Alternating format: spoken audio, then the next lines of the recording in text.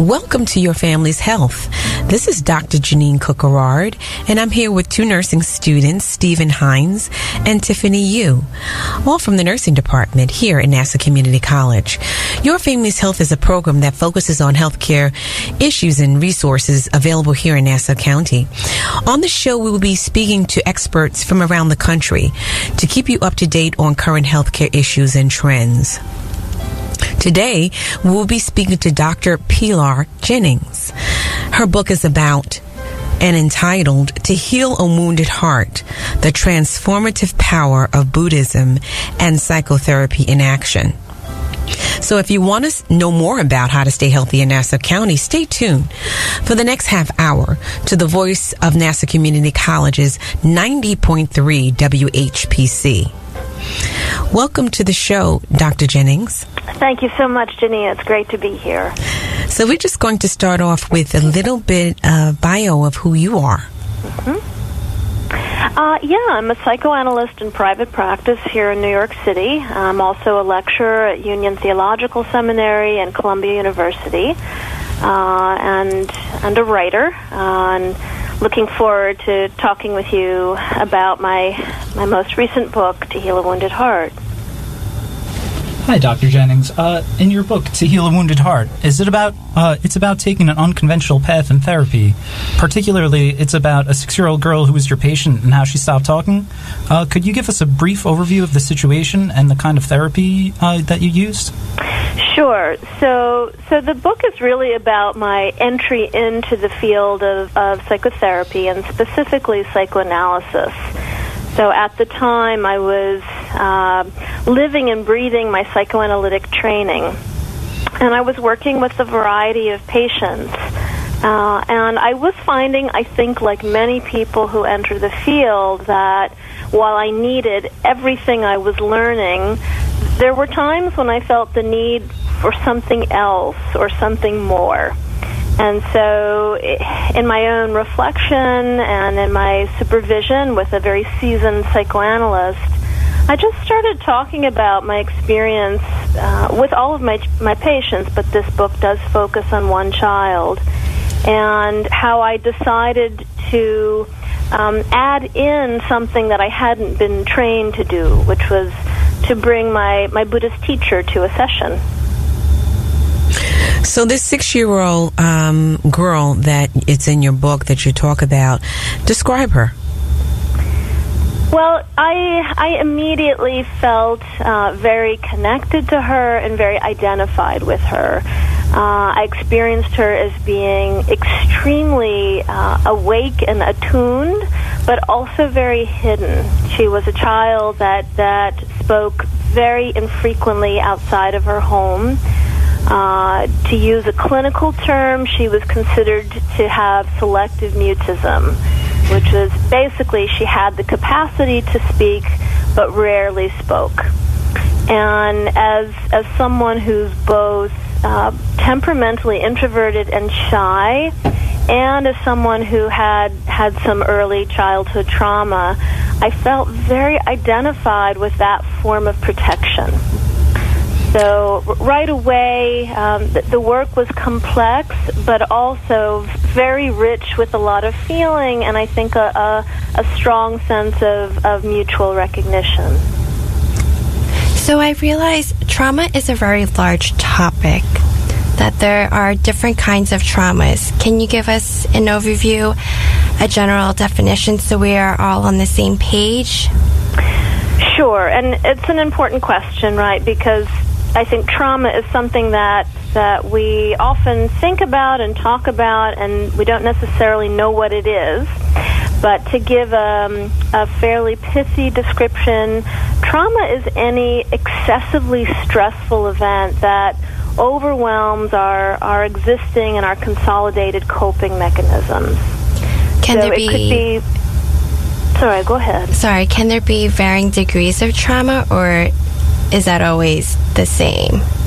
Yeah, there can be. And so, for instance, a trauma could be an accident, right? It could be someone who's been in an earthquake or a tsunami, or someone who's caught in a war, right? But it can also be what's known as a micro-trauma.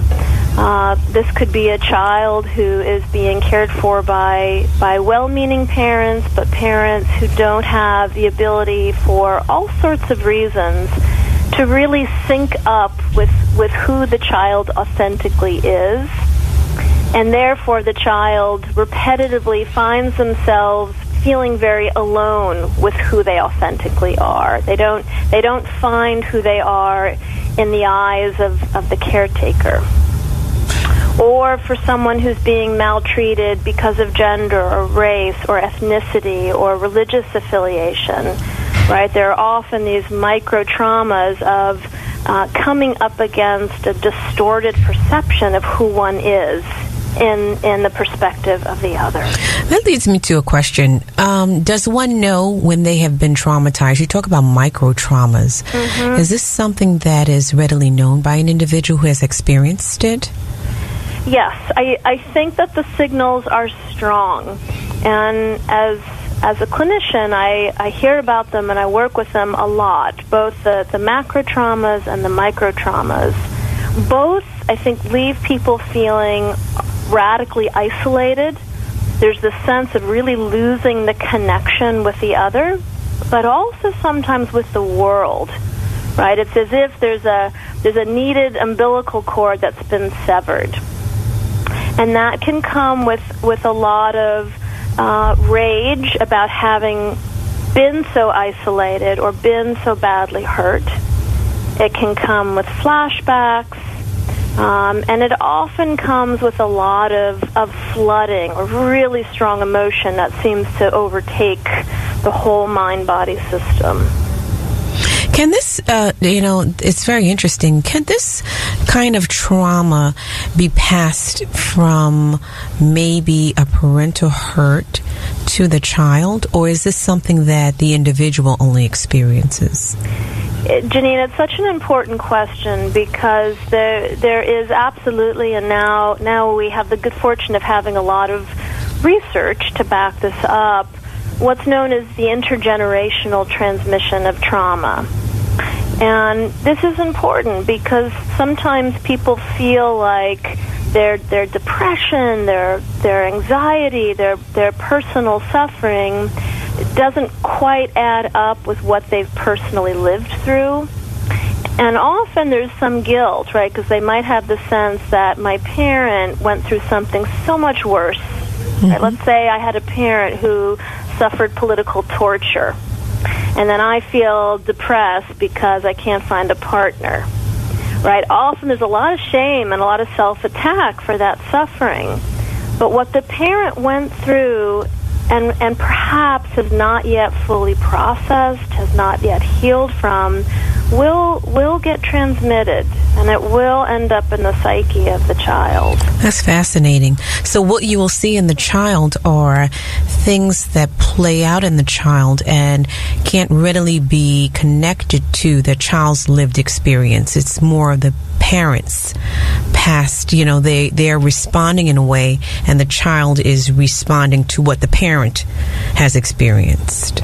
That's exactly right. And we see this, right, with collective trauma, right, with slavery, with the Holocaust, right, when I was thinking about that, yeah. Right, when there are these really ghastly collective experiences of suffering, you hear the stories from the children and the grandchildren and now the great-grandchildren, etc., of a sense of haunting, right? There's something that's hovering and isn't getting digested. So I do think there's a real ethical component to doing our own personal healing work, because it's protective of the next generation and the generation that follows. Yeah. Dr. Jennings, in your book, you describe your own upbringing and how wild it was. And as different as you are from your mother, it seems as though she had an impact on your out-of-the-box approach to this therapy that you developed. Can you tell us about her and also about your father and his influence on your professional path? Sure. So this is relevant to what we've been talking about. They had very different upbringings and experiences. My father grew up in New York City during the Great Depression, and suffered a lot of loss that was connected to poverty and to illness. My mother is Peruvian, and had different forms of losses. Her parents were ethnically Jewish and fled anti-Semitism in Hungary, and then basically went underground with their Judaism. So I think both of my parents were carrying within them a lot of personal experience of trauma, and I have been close to them both with complications, but nevertheless, close enough to be able to talk with them both about what they've lived through, and also what's been difficult to heal from. Yeah.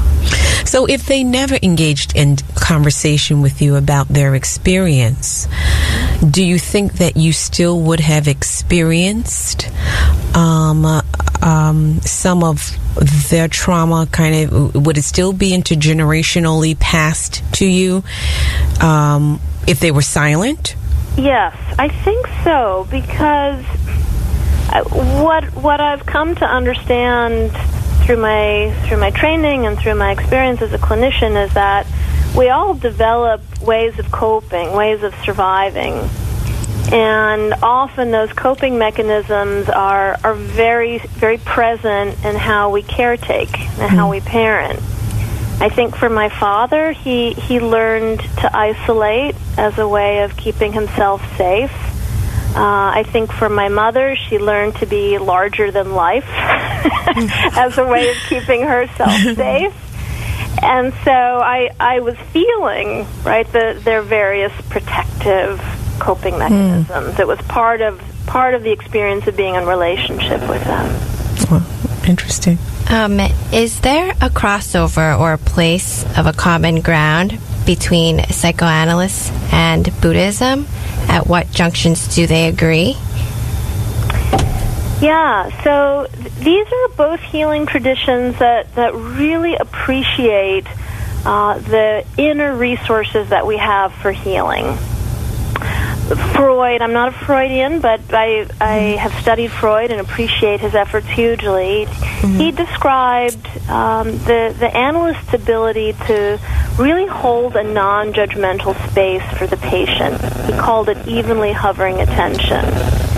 And he and the many clinicians who followed describe that when we do that for somebody, they will do their own work of dropping down into the parts of their experience or the parts of themselves that are unconscious, that are hard to access.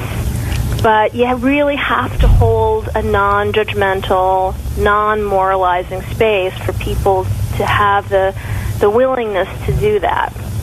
In Buddhism, there's a similar idea that if we can hold what's called bare attention or mindfulness, right, that non-reactive, non-judgmental attention, we can really tap into the incredible talents and capacities and insights we have alongside our personal pain and suffering and hold it, right? Really start to integrate it. And this is a strong theme in both traditions. So these two, the psychoanalysis and the Buddhism, how do they disagree? How are they different and how are they similar? Yeah, it's such an important question. And while psychoanalysis as a healing method has changed quite a bit, especially in the last 50 years or so, it nevertheless has placed more of an emphasis on personal, individual experience.